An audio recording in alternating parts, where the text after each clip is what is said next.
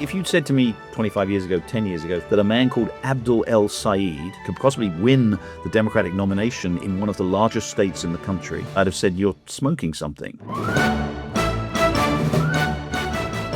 Welcome to the State of It USA. I'm Katy Balls, Washington editor and columnist for The Times and Sunday Times. And I'm Jerry Baker, columnist for The Times and editor-at-large of The Wall Street Journal. And this week, we're going to be looking at the rise of the left in the Democratic Party, starting with the Crunch Michigan primary and the wider movement, which has seen various DSA-backed candidates oust incumbents. What's behind it, and what does it mean for the future of the Democratic Party? We're also going to take a temperature check on the Iran war as the president goes back and forth. And finally, over to the reflecting pool in Washington, D.C., and how one of Donald Trump's vanity projects has left him falling out with a key member of his team. So, Jerry, this week we've had, I think, one of the primaries that I think most politicos have been very interested in because it tells us something. They think about the direction the Democratic Party is going in when it comes to potentially taking back the House and the Senate, and also what might happen in 2028. This is the Michigan primary. Talk us through the two candidates and how, at the time of counting, it's on a knife edge, but the expectation is the candidate on the left will succeed. This has been the kind of one of the big, if not the big, macro political trend story of the year and potentially, of the next few years, which is the rise of the left, we could say the far left of the in the Democratic Party. We've seen, obviously, Zohran Mamdani elected mayor of New York last year. We've seen left-wing candidates win primary elections for important Democratic seats in places like elsewhere in New York, but also in Maine, in New Jersey, in Colorado, across the country. And this general sense that the left, the Democratic Socialists of America, although they're not all members of the Democratic Socialists of America, but this left-wing view, they want more public spending. They want essentially a kind of an NHS, Medicare for all. That's considered pretty left-wing in American terms. They're fiercely, fiercely anti-Israel, or at least the current Israeli government. As you say, Katie, on Tuesday of this week, we had one of the big tests for the strength of this left-wing insurgency in the Democratic Party in the Michigan Senate primary. The Democratic primary was between two main candidates, Abdul El-Sayed, who is very much in the left-wing mold, all those things that I said he supports. He's not actually a member of the Democratic Socialists, we should say, but he's definitely aligned with those views. He was running against Haley Stevens, a Democratic congresswoman, very much mainstream of the Democratic Party, very much a strong supporter of Israel, very interestingly. And she received a lot of money from AIPAC, the pro-Israel political pressure group. Now, Abdul El-Sayed, as you said, as we record this, the result is still in doubt, but it does look like he's pulled it out by maybe less than 1 percentage point. There are sort of two or three things to say. The most important thing is, if he's won, is that he's won, right? I mean, I think there were some polls in the last week that showed him with a 10-point lead. And so the narrowness of the race is leading some people to say, well, maybe the Democratic Socialists, maybe this left-wing insurgency is not as strong as you thought.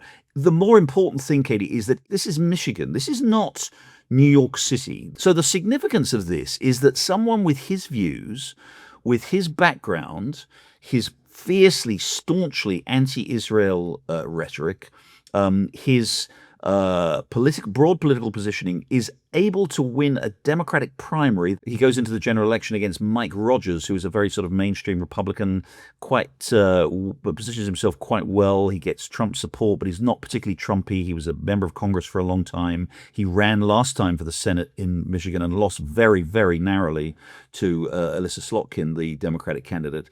So we're going to probably have a race between a pretty far left Democrat and a kind of mainstream Republican. By the way, it could be crucial for the control of the Senate because the Senate, as we know, is on a knife edge. And it's going to be a really interesting test here of whether or not we've seen how strong the left now is in the Democratic Party.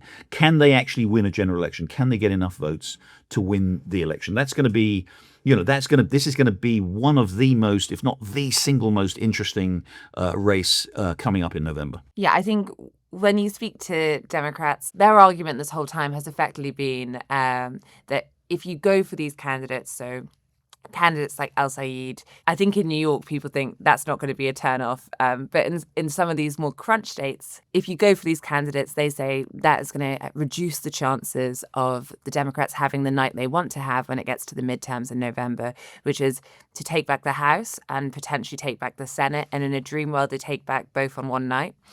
So that's point one. I think there's also probably a fear from some of these establishment Democrats that these candidates actually do win. And then the argument starts to become a bit weaker on how you always have to pick the middle of the road candidate. And then if they do win, what does that mean for the House and the Senate and the Democrats returning to some form of power? Because if you have a group who I think would, change the mood of these places, would change the power balance and would change the politics, and you can make the comparison too much, but just think about, the squad with AOC, the congresswoman, after she was managed to oust, an incumbent and win a Democratic primary and get to the House. If you have a bigger group, and this is something I spoke recently about with a member of the DSA, one of the national co-chairs, Megan Roma. I spoke to her by phone, and I said to her, when it comes to this revolution, and as we said, El-Sayed is not a member of the DSA, but has gone to DSA events. She was saying we probably, if things go well, have about 8 to 10 DSA aligned, proud to be DSA aligned figures and lawmakers after November, and then you'd have some friendlies, and I think you'd probably put El-Sayed in that camp if he does make it, as we expect. And they would need to work together to push the party into certain directions and work out when to take a stand and when to leave it. I guess, Jerry, I suppose it's very easy to put them all in one box. But when it comes to El-Sayed, I know you've been doing a bit of digging about who he is. Firstly, Abdul El-Sayed, interesting character, as you say. I've been looking a little bit into his background. I share one thing in common, at least with Abdul El-Sayed, which is that he's an Oxford graduate. He was a Rhodes Scholar, went to Oriel College, Oxford, won a blue in lacrosse. Interestingly, not many, you don't think many sort of democratic socialists probably have blues in lacrosse, but there you go. So probably not enough to start a team when they get to. So he's got that in his background.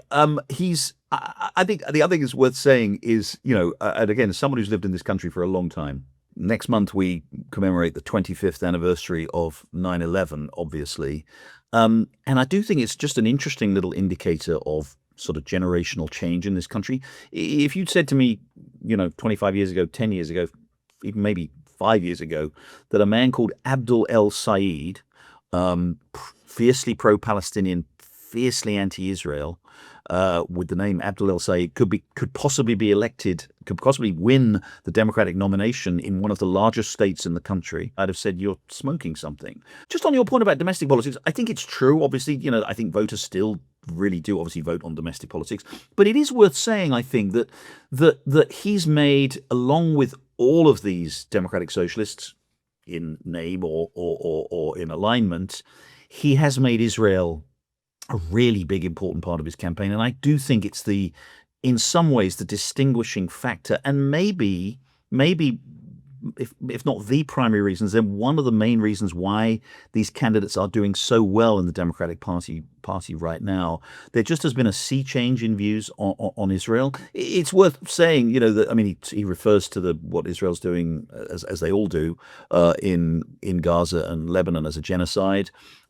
He calls for complete cessation of U.S. military aid to Israel. Again, these are positions that Democrats, even a few years ago, would have run a mile from, and now they're mainstream Democratic views, what used to be considered very left-wing views. And it is also worth noting that, that his opponent, Haley Stevens, was strongly backed, as I said before, by AIPAC, the pro-Israel sort of political pressure group. They spent an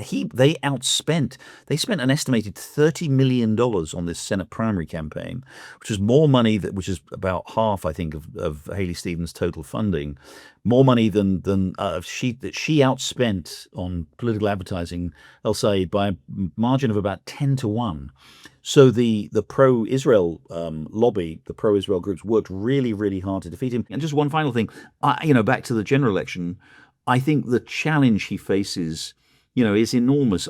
Because and I think in some ways this is the Democratic Party's Achilles heel here. They are electing a lot of these left wing candidates. They are going to be, and even when they're not, they're pushing the party to the left. And as unpopular as Donald Trump is, and goodness, he is very unpopular, a lot of people are going to have a lot of difficulty voting for socialists and voting for this far left platform. So I think it's kind of a gift it's a fascinating phenomenon, but it's kind of a gift to the Republican Party where it desperately needs gifts. But you actually, Katie, you've spent some time in the Midwest talking to and following one of these Democratic Socialist candidates, left-wing candidates in Wisconsin. So Francesca Hong, unlike El-Sayed, is a fee-paying member of the DSA. She is a member of her local chapter in Madison, in Wisconsin, and confirmed in a recent Fox interview that she does pays her dues, but that she doesn't agree with everything the DSA say. But spending a weekend following Francesca Hong around, and her various past positions, you could do the tick, tick, tick on, she has said in the past, abolish ICE, abolish the Senate. She's tweeted, though she said she doesn't remember tweeting it. She said defund the police. She said cancel Thanksgiving. Next thing, cancel Christmas. It worked for Oliver Cromwell, I suppose. Especially in Wisconsin, the idea being that, you're celebrating death effectively, and obviously the settlers shouldn't be celebrating what happened to the Native Americans. And then also it's insensitive to some people who don't feel as though they're fully, part of the celebrations and minority communities. And she was asked about this week on CNN News.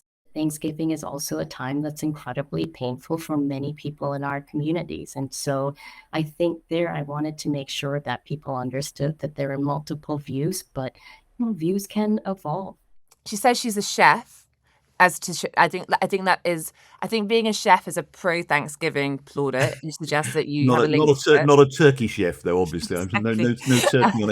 no turkey on any of her menus. Yeah, but she slightly hedges it there, and I think that clip has been going very viral. Obviously, Republicans publicly sharing it, but I've also had Democrats send it to me in slight despair, just being like, "This is not the hill to die on." I followed Francesca Hong around in Wisconsin, and we went to an urban garden in Milwaukee. And this was her pitch for, ultimately what the message should be of how she would win and beat Republicans and the need to do this against Trump. The Trump regime doesn't want us to imagine better. They don't want us to build community. And so when we do that, it is a beautiful act of resistance. She also says her free childcare for all policy, and there's also talk about public grocery stores. But I think what I found interesting was, while the DSA makes all these headlines with these more eye-catching things, which would be the defund the police, Francesca Hong is pro-defund ICE. I think the reason she's no longer defunding the police is because the governor doesn't have the power to do that. So she's been very clear she can't, and she's not going to mess around with it. But they're trying to, I think, sound a bit more reasonable by going just for kind of free things on a domestic level. And I spoke to Steve Bannon about this because one of the things I find quite interesting are the parallels between the DSA and what they want to do to the Democratic Party and what MAGA did to the Republican Party, which is, can you be, the DSA is not part of the Democratic Party. They can run independent candidates. They basically endorse candidates. But I think that, speaking to members, they've come to the conclusion that the two-party system in America is so stubborn that their best bet is to just try and change the Democratic Party. And I think they think, they're still far away from the full revolution. But, by getting these candidates in, they think they're going to be a serious force in 2028. So I asked Steve Bannon what he thought about this. And I take the point that, this could be a gift to the Republicans in terms of electability. I think the horror scenario of many Democrats is that they start to look ungovernable. They take back the House and the Senate, or one or two or both, and they don't actually manage to do much because they have this faction and they're having internal fights and they're moving in certain positions. But Steve Bannon's view is the DSA's ground game is really good. He's seeing it out on the midterms. And he said when it comes to 2028, he thinks that either they'll have the candidate will be a candidate on the socialist wing of the party, so someone like AOC, but she may just go for the Senate instead, or He thinks that the socialist wing will play kingmaker, and the candidate, whether it's John Ossoff or Gavin Newsom, will have to make an accommodation with the left on policy. And that was his prediction. Yeah, look, obviously that's an element of motivated reasoning there from Steve Bannon. I'm sure he would like nothing better than for the Democratic Party to become an all-out socialist party. It's sort of kind of like Brer Rabbit and the Briar Patch, isn't it? You know, please, please, please don't throw me into the Briar Patch. Please don't throw me into the Briar Patch. It's like, please, please, please don't elect socialists because that would be such a disaster. But I think there are interesting parallels between the rise of the far left and call it the far left, whatever you want to call it, socialists. I mean, socialist in America is pretty far left, so we can call it far left. There is a parallel between that and MAGA. I think the problem they have, and the difference is, look, Donald Trump, for all his many, many, many flaws, and frankly, his flaws are becoming more evident, and his presidency is sinking deeper into the mire. Trump was, in some ways, part of Trump's success was that he was quintessentially American. And to some extent, his success was due to a sort of a hunger among a significant number of Americans to get away from the kind of, dare I say, globalist, internationalist, this sort of whole sense that America wasn't really a special country. Barack Obama very famously saying, America's no more exceptional than any other country. And Trump was able to come up and say, I'm a proud American. We believe in America. It's a great country. And, we've got to close our borders and do all this kind of stuff. The socialists, and what socialism isn't literally, in American terms, an alien ideology, an alien phenomenon, right? I just have a sense that even though there's real anger in the country about the way the country's going, and there's real issues with inequality and stuff like that, and real concern, socialism is just a sort of a foreign virus that's being, which there will be very, very strong antibodies to in the American body politic. So I think that's that in the end is going to be their challenge, but it's going to be very interesting to see how they go. And I'm not at all surprised that people like Steve Bannon would love nothing more than for socialists to be the alternative to Donald Trump. And with that, we're going to take a break. And when we're back, we'll be talking about the latest on the Iran war and the furore over the reflecting pool and how that drama has now moved into the White House.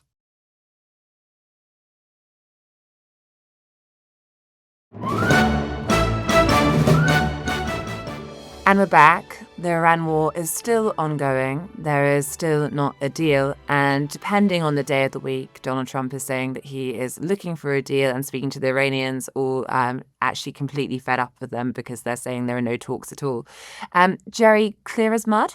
Well, you say the Iran war is kind of continuing. You're right in a sense, but of course, the Groundhog Day phenomenon that we have of it's war, it's peace, it's war, it's peace. I mean, look, we still don't know where this is going. And, Katy, you and I and our producers have this conversation every week. What can we say about Iran? As we stand, there is talk of a deal possibly involving Iran and Oman having joint control over the Strait of Hormuz, which might even involve Iran being able to charge a toll for shipping through the Strait of Hormuz. Candidly, this is a fiasco for the United States. It's a fiasco for Donald Trump. This is a war that, he started. Well, let me back up. I mean, there are those who argue that Iran started this war 47 years ago, and there's some truth to that. But this is a particular escalation that he started based on hubris, frankly, and miscalculation, flawed intelligence. Really thought this was going to be over quickly. He'd knock off the leadership of the regime and he'd get a friendly one, and they'd agree to abandon or at least put off their nuclear program. None of that happened. Well, he knocked off the head of the regime, but none of the rest happened. We'd probably got a harder line regime in place. They closed the Strait of Hormuz. Trump didn't seem to anticipate that. And on top of that, the US, we're getting reports this week that the US is more reports about how much the US has gone through its missile and missile defense capabilities. It's, one report this week suggests that the key missile defense, the Patriots and the Tomahawk missiles, US is down to kind of like very, very, very low numbers in its stocks left. It's been a costly war in terms of resources, military resources. America's key critical defense systems that it needs for what could be potentially much larger wars Iran emerges potentially stronger, potentially with, some sort of actual control over the Strait of Hormuz, which it didn't really have before. Yeah, and I think if you just think about the memorandum, which never explicitly said that Iran would not charge a toll, and that was very notable, that, the document that was meant to kind of fudge the tricky stuff but get into the next stage of negotiations. And, you had Trump talking at the time about how he, didn't want to be the president who sparked a depression. That document kept it vague, but the hope was there would not be a toll. The document suggested the Iranians would have control, but the idea is they wouldn't charge. I think any scenario now where the memorandum obviously has fallen apart, strikes have been exchanged, and you now end up in a situation where Oman and Iran are deciding, and if that involves Iran going to charge people, that is a worse situation than before the war when it comes to trade. And I don't think Trump currently has enough to point out elsewhere to claim it's worth it. So it feels as though, if it does end up with something like that, we're very much in damage limitation because there's not the appetite to escalate it, no matter how many tweets we're currently getting. But Jerry, I suppose on that, an area where Trump seems more keen to fight does appear to be the reflecting pool. It looks like a very large swimming pool between the Washington Monument and the Lincoln Memorial on the National Mall. It was where, Martin Luther King gave his speech on the steps of the Lincoln Memorial in front of the reflecting pool. It's a big important thing. And actually, on that note, we have on the Times website quite a cool interactive is probably the wrong word, but they've kind of done a visual piece looking at all the ways Trump has tried to give this multi-million makeover to DC, which is definitely worth checking out and includes the reflecting pool. But in Donald Trump's quest to beautify DC, or beautify DC as he counts beauty to be, he decided the water in the reflecting pool needed to be a purer blue. Quite soon after the work was completed, algae started to appear in the pool. There were complaints that the water actually was not blue at all. It had turned the wrong color. And this then led to the quite predictable people trying to sabotage Donald Trump. There were vandals. Vandals were arrested. There were charges brought against them. And over the past few days, those charges were dropped. They were dropped by one of Trump's recruits, Jeanine Pirro, citing ultimately a lack of evidence. But this has led to a furious response from Donald Trump. He claims that he did not know she was going to do this and is now suggesting she is weak and that she choked. I was disappointed with Jeanine Pirro, really disappointed with Jeanine Pirro. She folded like an umbrella, and people get away with things, and it's a disgrace. Jeanine Pirro is trained. I think she's clearly decided that there is not enough evidence here, and, Trump just does not seem to be buying that. What do you make of it? This is a pretty awful story, to be honest. I mean, so we're well used by now to Trump using, the Justice Department, the legal powers that the government has to go after his political enemies. Not completely new. Some of his defenders would say, no, Joe Biden went after his political opponents and others have done it too. I don't think there's any question that Trump has done it more than anybody else, but he's certainly, for the most part, gone after political enemies like James Comey, the former head of the FBI, went after him. John Bolton, who was once his national security advisor, turned against him. There's a long list of names that Trump has gone after, and pretty grubby stuff. This is on a different plane entirely. So as you say, you describe it well. What happened? Trump decided the reflecting pool needed a makeover. Put it out to one of his kind of friends, a no bid contract, no bid tender, where sort of somebody he knew got the contract, quite a lucrative contract, to redo the lining, the floor of the reflecting pool, to improve the quality of the water and to make it all look better. They obviously did a complete botched job of it. They screwed it up. The lining tore, the lining ripped, and as you say, things went badly, as you might expect when dodgy contract. We've all had dodgy contractors in our time. Dodgy contractor comes in, screws things up.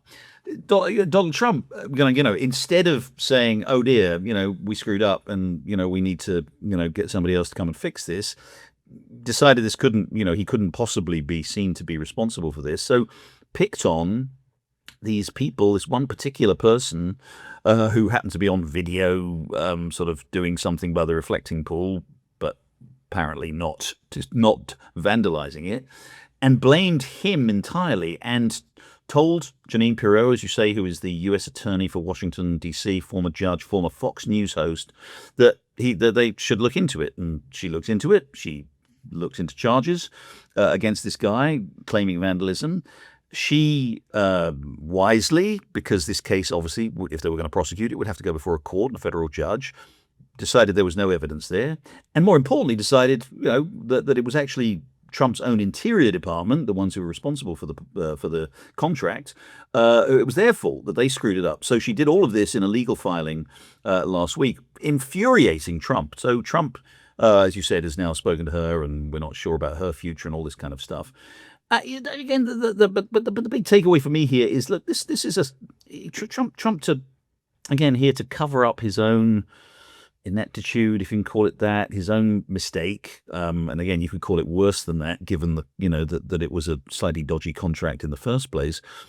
It's picked on sort of, frankly, a member of the public. This guy happens to be, by the way, to be an Olympic medalist. The guy who was accused, picked on a sort of member of the public and put him up for prosecution.